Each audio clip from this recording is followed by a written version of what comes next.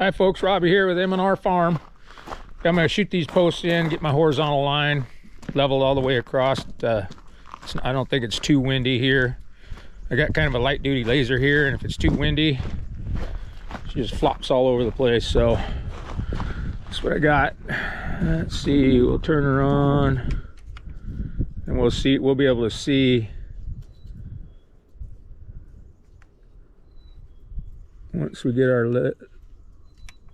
laser on. You'll see, I don't know if you could see that green line on there, but it's not flopping around too bad. So I'm just going to go ahead and mark this out right there, and I'll mark one in the middle here, and down here. I can see the line there. So that'll give me a level line for my ledger for my rafters that are going up there. And then on this side, since we got the sunshine shining on it, we need a laser sniffer. And that's what this little guy is. I'll show you how this works. And this one, I've already marked this one out. I figured I'd videotape this and show you how it works. You can hear that beeping.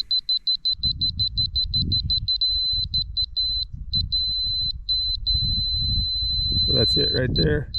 There's where my mark is. Right there.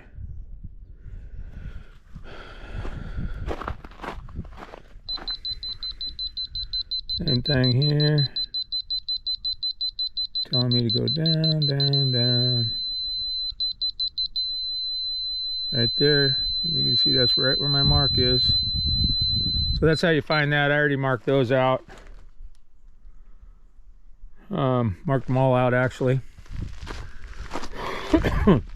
And then now that I've got my horizontal line all the way across, now I just need to figure out where I want to put that ledger up there.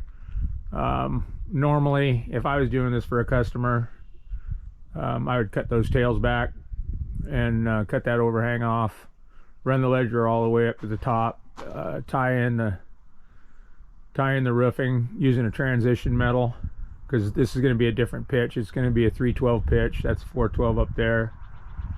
Probably could have went a 412 if I was going up that high, so it would have matched that roof line coming all the way down. But I've got all those A35s up there, and I figured the heck with it. I'm just going to go underneath the overhang and sacrifice a little bit of height there. So wherever that ledger goes, that will determine this height over here. So we're about 18 feet out, so it'll be 18 times 3.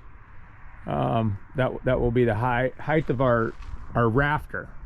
So the top of that ledger and the top of that rafter right there, there's going to be a 54-inch difference. So pretty simple.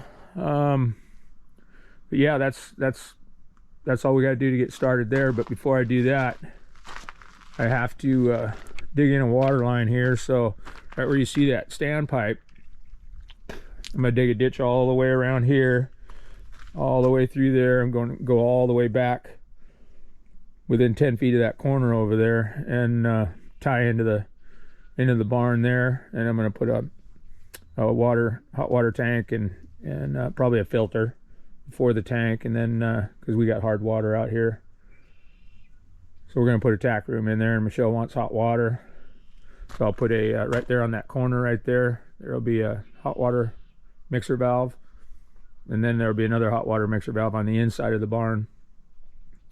So we'll have hot and cold water out here, and then the standpipe goes bye-bye, which is good because this ground we've got is clay, and underneath the clay is sandstone, so the water doesn't drain really well. It sits on top of the sandstone and kind of moves its way up the clay, and that clay, when you get a lot of water in there, it just turns into jello.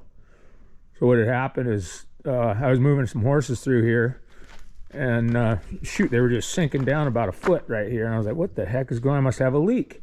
So I dug it up. There was no leak, but then I figured out that this standpipe here, you know, I just had a little bit of gravel at the bottom of this. So every time you shut that thing off, all the water goes down there into the gravel, spreads out into that clay, hits the sandstone, and it started filling up over, you know, a year's time. There was quite a bit of water in there, and it was just a big sinkhole right here. So I dug it all out and I filled it all up with gravel, and that was before I decided to put a tack room in the barn. Figured I'd just leave that there.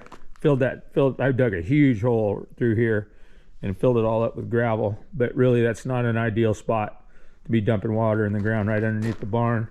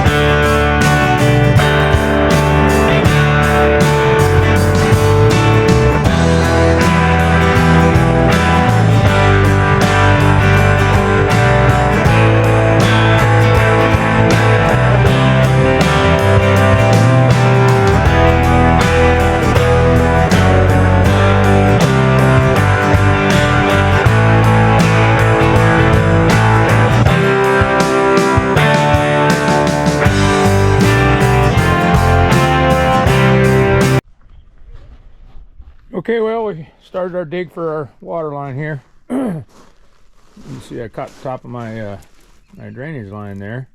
I bet you nobody's ever done that. But yeah, and that I was talking about that water holding in that clay. You can see that down there. Actually, it's a lot better since I put that drainage in. But yeah, it's just, you know, sandstone with clay on top, and you know, it's a good place for the water to sit. So we'll get going on this water line so I can get this machine out of here and get this thing framed up, and we'll just keep going from there. Just a little FYI, when you're using plastic pipe, this happens to be PEX A, 1-inch PEX A, but it comes in a roll, and when you're trying to get it into a ditch, you know, like that, when it's all rolled up, it is really a pain in the butt. So if you have time, if you can get it stretched out like that in the sun, and with this PEX A, I imagine a couple hours, it'll take that memory out of it, well, enough to work with anyway. But, you know, usually I try to do this even if I'm doing poly, you know, up to 2-inch poly. That really gets hard when you're trying to roll it out into a ditch. It's usually a two-man job because you got to have one guy, you know, filling up behind you so the roll doesn't come back and hit you on the head. And I've had that happen too, and it hurts. Well, she rained last night. You can see what this clay does. Boy, the erosion happens really quick, and it didn't even rain that hard. But you can see how that water just sits in there. So I guess we're done with this project for a little while.